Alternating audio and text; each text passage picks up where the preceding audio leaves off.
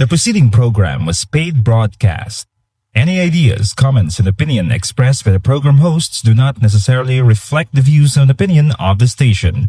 The program and its producers are not affiliated with the station. Nagapangabuhi kita sa panahon nga makabig naton nga walay kapaturan. Kag nagatuga ini sang kahadlok sa kadamaan. Apang sa aton nga makanakan sang Dios kag tumulo ni Kristo Jesus. Makasarang kita sa pagpadayon nga may kasiguruhan kag paglaom. Gani pagigupod kamo sa akon. Kaysa sulod sining 30 ka minutos, aton pagapamanadungan sa pulong sa Ginoo kung paano kita magpanglakaton nga may kaisog sa tunga sang kalibutan nga walay kausayan. Diri sa aton palatuntunan sa kanginan, tinapay sang kabuhi. Ang dinalan sa kasulatan sa aton sa sininga adlaw makita sa mga salmo ni David sa Salmo 131. Kag akon pagabasahon ang versikulo 1 kag 2. Ang pulong sa Dios nagpahayag sa aton, O Ginoo, ang akon tagipuson indi palabilabihon. Ukon ang akon mga mata matinastason. Wala ako nagapasilabot sa mga butang nga dalag ko kag tama ka makatilingala sa akon. Sa pagkamatuod, ginpahipos kag ginpatinong ko ang akon kalag. Kaangay sang nalutas nga bata upod sa iya iloy. Kaangay sang nalutas nga bata ang akon kalag sa sulod ngakon.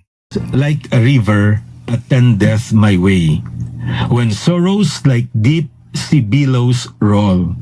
Whatever my lot, thou hast taught me to say, it is well with my soul.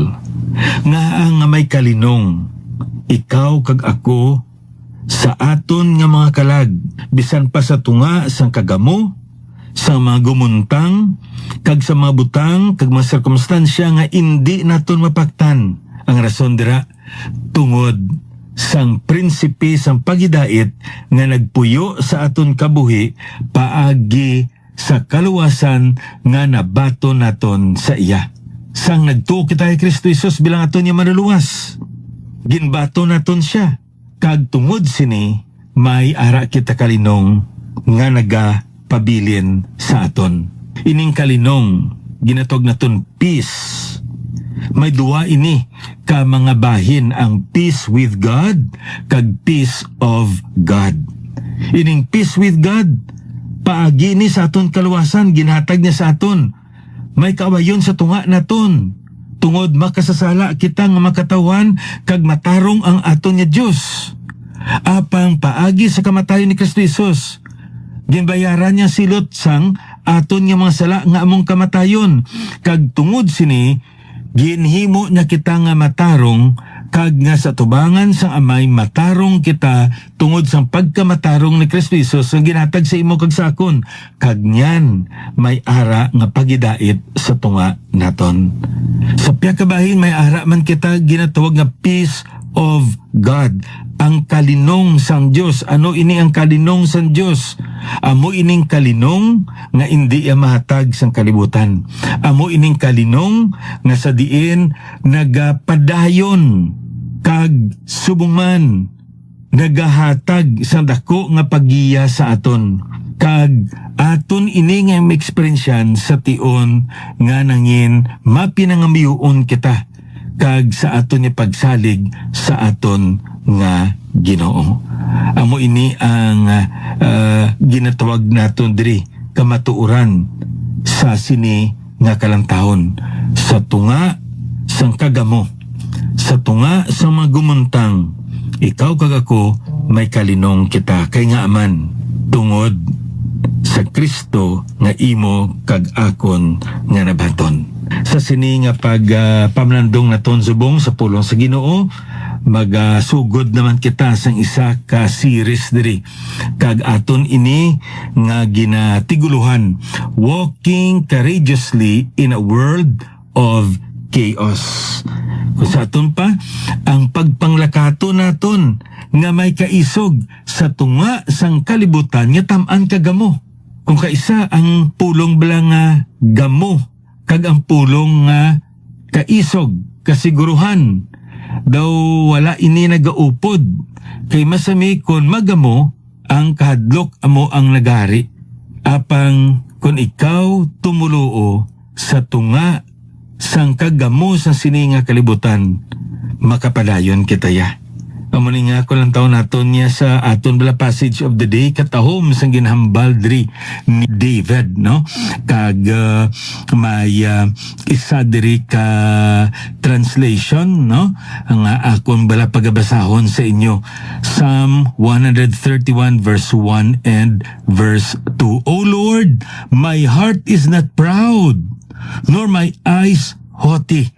Kung sa atong Pagginoo wala ko ni ginapabugal ang ini nga butang. Kag ano ginambala diri? Nor do I involve myself in great matters or in things too difficult for me. Surely I have composed and quieted my soul like a weaned child rests against his mother. My soul is like a weaned child within me. Ano ang gusto sa sining manugsalmo nga itudlo sa imo kag sa akon? Una diri nga butang ang iya nga gusto ipangop nga mo sini. Ginoo, wala ako may ginapabugal sa sini nga bagay nga akon subo nga gusto nga ipabutyag sa imo. Kag ano ini? Ang ginhambal niya sa aton. Nya Ginoo, wala ako nagapasilabot sa mga butang nga makatilingala o kon mga butang nga mabudlay hangpon. Ano ba ti silingon sini? Na wala ni nagapakita nga wala naga pangunaw na sang madalom, sang malapad, kag sang masangkad. Ang ini nga manugsalmo nga si David. Nagapangunauna man siya sa madalom mga butang. Pero ang kamatuoran diri nga makita naton nga sa tunga siniwala niya ginakalipatan nga walay sapayan niya, hindi niya maintindihan, hindi niya makontrolar. Kag bisan pagani wala siya sing may mahimo sa tunga sa sininga mga butang. Ginakilala niya nga ang Dios amo ang makagagahom kag nakaibalo ang Ginoo sang puno kag sang punta sini tanan-tanan. Ang muning ginhambal niya katahom sang ginhambala diri niya Ginoo sa amo ning mga bagay wala ko nagapasilabot. Pero amo ini ang kahimtangan nakon sa imotubangan. Kag anong ginhambal niya? Sa pagkamatod ginpahipos ko kag ginpatinong ko ang akon kalag. Katulad sa ano kuno? Katulad sang isa ka bata nga nalutas. Kung lang taon na to, no? Kabudlay maglutas sang isa ka bata. Dunduman ko sang una kadamo sang ginaobra, no? Sang mga ginikanan agud nga malutas lang ang ila kabataan nga naga suso sa ila. Kag nga ang bata nga ginalutas hindi nami ang iya eksperyensya. Nagahibi siya kay ti ang iyang butang iya na pinamatasan ginkuha sa iya. Kag bag-o naman ang ginatudlo sa iya nga butang nga para sa iya tam-an ini kabudlay kag tam-an ini kasawa. Pero ari may kalinong ang ini nga bata. Kung sa aton pa ginakilala man ni David nga mabudlay nga tam-an ka pigado ang iya nga sitwasyon. Ila binagid kay hindi niya maintindihan ang tanan niya butang nga naghitabo sa iya kabuhi. Pero ginabal ni David, sa tunga sini makapakalinong ako kag ipatinong ko ang akon nga kalag sa imo. Kung sa aton pa Ginoo, I may not understand everything, but one thing I want you to know is that I want to quiet myself. I want to be at peace with you. Katahom sa sina nga kamatuoran nga ginatudlo ni David sa aton. Kay ang ini nga kamatuoran nagapahayag nga indi tanan-tanan nga tion maintindihan naton. Indi sa tanan-tanan nga sirkumstansya nga ginatubang naton maangpan naton. Indi ang tanan-tanan nga mga eksperyensya naton na ibaluan naton na puno ka punta. Indi. May mga tinion gid nga natago ang ini nga mabutang sa aton. Apang ang isa lang kabutang nga nakasiguro kita nga nahibaluan iniya sang aton nga Ginoo. Ti karon ang pamangkot tungod nahibaluan man ini sang Ginoo tanan-tanan ano ang aton pagahimuon. Ti sa ginambalakon ang gusto diri ipangop sa Biblia sa aton nga mo sini, we need to stay calm. We need to live calmly. Amo ina ang ginatudlo niya sa aton, no? Ining pulong bala nga calm, no? C-A-L-M, kalma kon sa aton pa, no? Tamaan ini ka nami nga pulong, no? Kay nagapakita ini sang isa bala ka kahimtangan.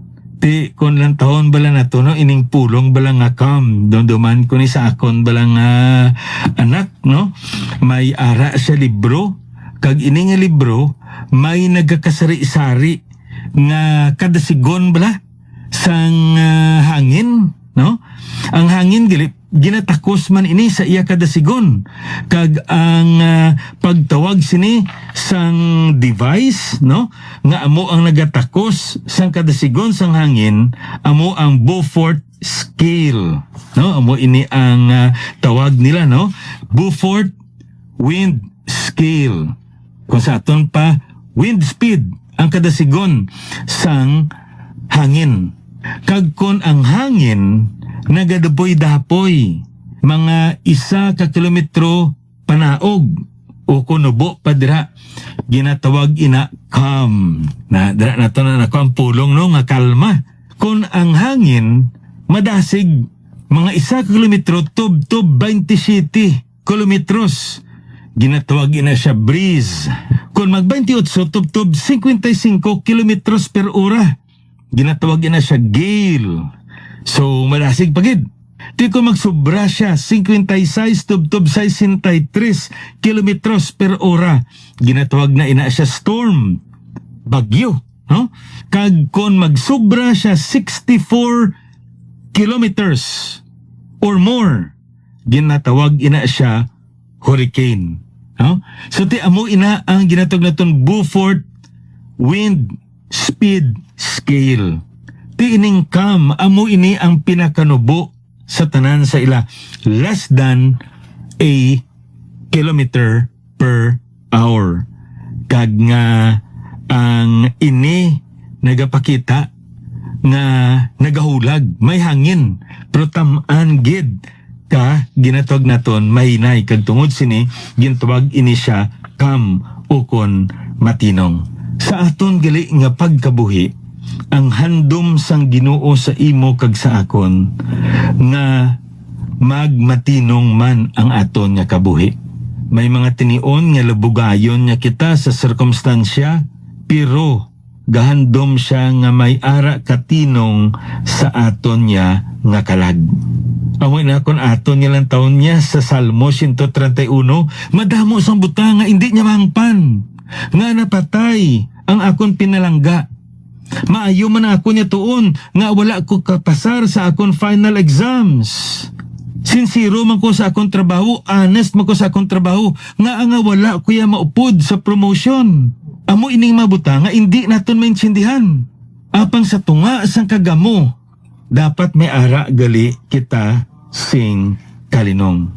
Kaya nga man, ano ginambal sa sininga managwali? Surely I have behaved and quieted myself as a child that is weaned of his mother. So amo ini ang makita yan naton sa ginhambal sang pulong sang Ginoo sa aton. Ting pamangkot kalma gid man kita, kabudlay magpakalma sang aton kaugalingon. Kay madamo sang butang gid nga nagatublag sa aton pangunauna. Hindi lang sa aton pangunauna, sa aton nga panulukan, sa aton nga ginapamulong, sa aton ni ginabuhat, sa aton palibot. Grabe gid magtublag ang mga bagay-bagay sa aton. Tubtob nga kung hindi naton pagpilion, kag kung hindi naton pagpiliton ang aton kaugalingon nga magpahimuyong, kag magpakalinong, kag magpakatinong, hindi gid naton maeksperiensyahan ang ini nga ginhambal ni David sa imo kag sa akon. Subong suno sa isa ka survey, no? Ang pinakamaayo gid nga negosyo nga dapat dili kuno intrahan kay amo ini kuno ang masami madasig ang kwarta. Duwa kuno ang technology kag ang medical businesses. So technology business kag medical business. Ilabi na gid ang mga ginatog nat mala bulong medisina sa mga problema sa panguna-una, psychological problems. Kay diri kadahamo sang una kuno pila lang kabilog ini nga mga bulong, pero subong gabaha ang nagakalain nga bulong. Sa nagakalain kag madamo, kag nagadamo pagid nga problema sang tawo sa isip. Kay nga man ayhan wala kita nakatuon magpahimuyong kag magpatinong sang aton nga kalag. Ti amo ini ang buot sang pamalandungan naton sa sini nga tion. Ining ginatawag naton come, no? Kag sa ginambal naton naibaluan naton nga importante gid nga dapat pakalmahon naton ang aton nga kaugalingon. Ang pressure sa pangabuhi ara gid na. Ang munang hambal ba ni kuno nga it's not the pressure that kills us, it's our response to the pressure. Liwaton ako na, it's not the pressure that kills us, it's our response to the pressure. Kung paano ba na naton ginatubang ang pressure? Kada isa sa aton may mga pressures gid sa pangabuhi. May pressure ka sa imo kaugalingon, may pressure ka sa imo trabaho, may pressure ka sa imo panimalay, may pressure ka sa imo simbahan, may pressure ka sa imo nga mga abyan, may pressure ka man sa imo kasilingan. Tanan-tanan gid nga aspeto sa atong kabuhi, may mga pressure kita. Tinga amo sina. Kung isa atong pangunahuna amo sini, no? Nga kung Kristohano na kita, ti wala na gid kita ya problema.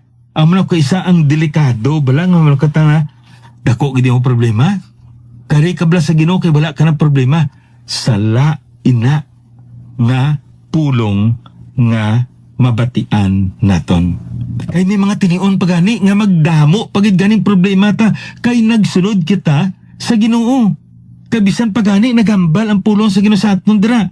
Nga sa kalibutan tungod hindi na kita iya sang kaaway naton, kag iya na kita sang aton ni Ginoong Jesucristo, madamo pagid sang makabudlayan kalalatan ang aton nga maatubang. So hindi na insakto nga magambal kita nga tungod Kristohano na kita, stress-free na ang aton nga kabuhi. Smooth sailing na ang aton pagpangabuhi. Magahigda na kita sa katre nga rosas, no? Bed of roses amoy na ginambal nila. Hindi amo ina ang makita naton sa pulong sa Ginoo. Kay nga man amo ini ang dinalan niya gusto nakon pagapamanadungan naton. Diri sa 1 kapitulo 14 naghatag sang dako nga panugyan ang Ginoo sa aton, kag amo ini ang iya nga ginhambal. Dumdumo naton ang ini nga dinalan, ginhambal niya ini sa iya mga gintutunan. Halin ini sa versikulo 1, tubtob ini sa versikulo 7. Kag amo ining ginhambal niya, versikulo 1 lang. Dili malisang ang inyo mga tigipusoon, magtuo kamo sa Dios, magtuo man kamo sa akon. Di kung lang taon naton, ginambala niya kita. Hindi dapat malisang ang aton nga mga tagipusoon. Kay nga aman, may posibilidad gid nga malisang ang aton tagipusoon. Kag tungod sini, naghatag siya sa aton sa dako nga pagpanugyan nga dapat hindi naton pagatagan sa okasyon nga maglisang ang aton tagipuson. Let not your heart be troubled. Troubles will come, definitely. Yes, of course. Pero hindi naton pagtugutan nga ang ini nga mga troubles, ini nga paglisang, amo ini ang magakontrolar sa aton nga pagpanglakaton upod sa aton Ginoong Hesukristo. Because that is not the mark of the Christian life. Lain niya kung lang taon naton sa pulong sa Ginoo, kag amo na aton niya natun-an. Now, sa ginambal naton diri, ang pressure, ang troubles nagaabot gid sa aton nga kabuhi. Amo ina ang ginambal dira sa aton bala ni Ginoong Hesukristo sa John chapter 16 verse 33. These things I have spoken unto you, that in me ye might have peace. In the world ye shall have tribulation, but be of good cheer. I have overcome the world. You may have peace. Hatagan kita sa Ginoong kalinong. Pero samtang gari kita diri sa sini kalibutan, wala sa payan nga yara sa ato ng ini kalinong. May mga ginatawag kita tribulations pa. May mga kabudlayan pa. May mga ginatawag kita di kangit-ngitan. Mabudlay nga mga sitwasyon nga aton kag imo nga may eksperyensyahan. Kaya nga man, we still experience pressures in life. Di nga aton gani Ginoong Hesukristo, nakabatsyag man sang mabudlay, mapiot nga sitwasyon. Ambot na duman nyo pa sang napatay si Lazaro. Kag nagbisita siya sa sulubngan ni Lazaro, ano ang ginobra sang aton dira nga Ginoo? Ang abra sa Biblia sa aton, he groaned in the spirit and was troubled. Di grabe ang pagbatsyag niya. Kay nakita niya kung anong halit sang sala sa tawo. Nag-abot ang kamatayon. Nag-abot ang paghamulag. Nag-abot ang kasubo tungod sang sala nga naghalit sa tawo. Amoy na makita naton sa ginambal sang pulong sang Dios sa aton. Kag ano pagid kung lang taon naton dira John chapter 13 ang hambal sa Biblia sa aton sang iya nga ginantisipar ang pagpanginwala kag subong man ang pagbetray ni Judas sa iya. Ano nga ba sa Biblia sa aton dira? He was troubled. So kung sa aton pa, bisa na aton gani nga Ginoo, nagaabot man ang pagkalisang. Pero isa kabutang nga makita naton diri sa tunga sini, wala niya gintugutan nga ang pagkalisang niya amo ini ang magdominar kag ang magpangulo kag ang magdikta sang iya nga pag-alagad. Ila binigid siya pagpasakop sa kabuhaton sa amay sa pagtugyan sa iya kagalingon dikto sa krus sa Kalbaryo. That's why kung ato niya nga lang taon sa pulong sa Ginoo, there will be troubles. Let not your heart be troubled. You believe in God, believe also in me. There will be troubles. Pero dumdumo naton nga sa tunga sini ara ang aton Ginoong Hesukristo nga naghatag sa aton sang kadalagan. Aton ini pagapamanadungan sa pagpadayon naton sang aton subong nga series, Walking Courageously in a World of Chaos. The first lesson here, we need to be calm. Let not your heart be troubled. Dapat kalmado kita. We need to discipline ourselves to be calm. How? Amo ini ang tun-an naton sa madason nga broadcast naton.